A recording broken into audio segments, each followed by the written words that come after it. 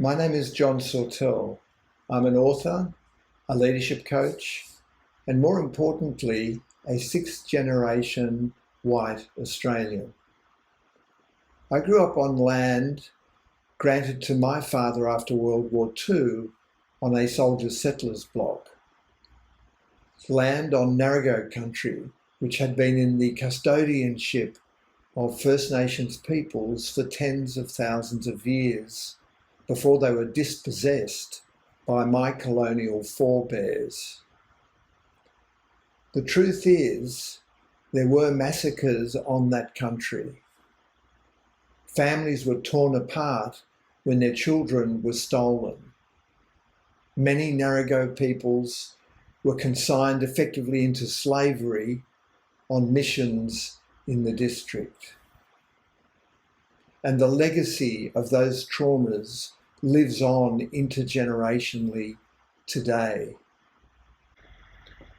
That legacy is described in the Uluru Statement from the Heart in these gut-wrenching words. Proportionately, we are the most incarcerated people on the planet. We are not an innately criminal people. Our children are alienated from their families at unprecedented rates. This cannot be because we have no love for them. And our youth languish in detention in obscene numbers.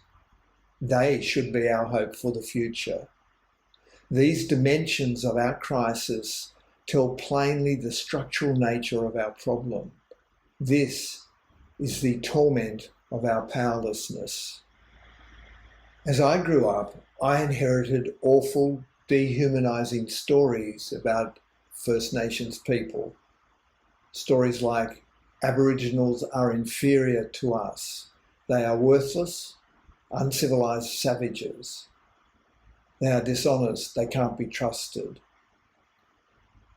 Stories out of my awareness, stories embedded in our collective consciousness that serve to justify the dispossession, the murders, the ongoing trauma, stories which sustain our power and privilege, stories that blind us to the truth of our history.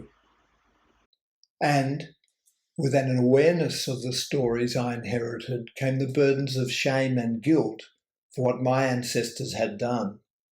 Shame and guilt that is also passed on intergenerationally.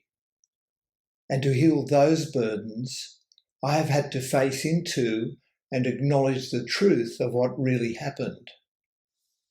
This was an essential first step for me to heal and release the shame and guilt I inherited, and to ensure those burdens are not passed on to my children and grandchildren.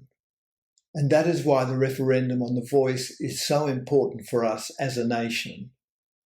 It provides the opportunity to recognise and acknowledge both the intergenerational trauma of Indigenous Australians and the intergenerational burdens of shame and guilt birthed in our colonial past. The purpose of the Voice is to recognise the First Nations people in our Constitution and ensure they have a say when laws are passed that affect their day-to-day lives.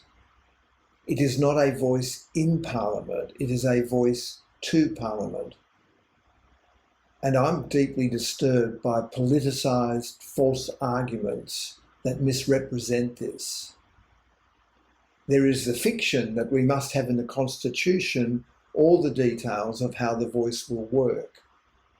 In other words, we can't trust Parliament to work that out, even though we trust our elected representatives to do exactly that in many crucial areas of our lives. If this false logic was applied to our defence forces, for example, the Constitution would be longer than War and Peace.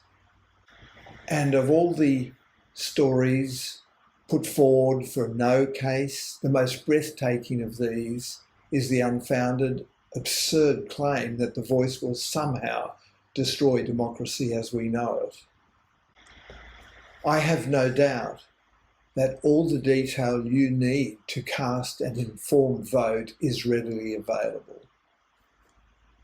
The Voice to Parliament Handbook, written by Indigenous leader Thomas Mayo and acclaimed journalist Kerry O'Brien, would be a great starting place if you need more detail.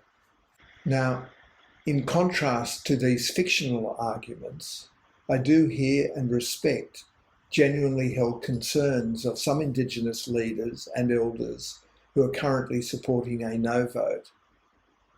There is the fear that a yes vote will somehow extinguish Indigenous sovereignty of our country. Well, the Uluru Statement recognises this tension and both asserts the sovereignty of the original custodians of our land and acknowledges it must coexist with the sovereignty of the Crown.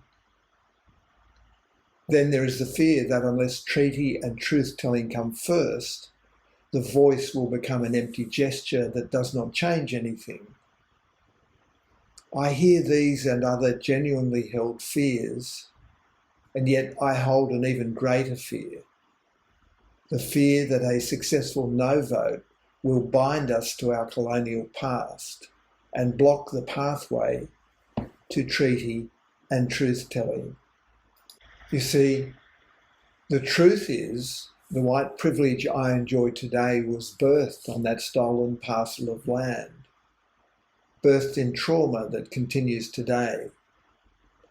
And that is the inconvenient truth for every one of us who is not of Indigenous descent.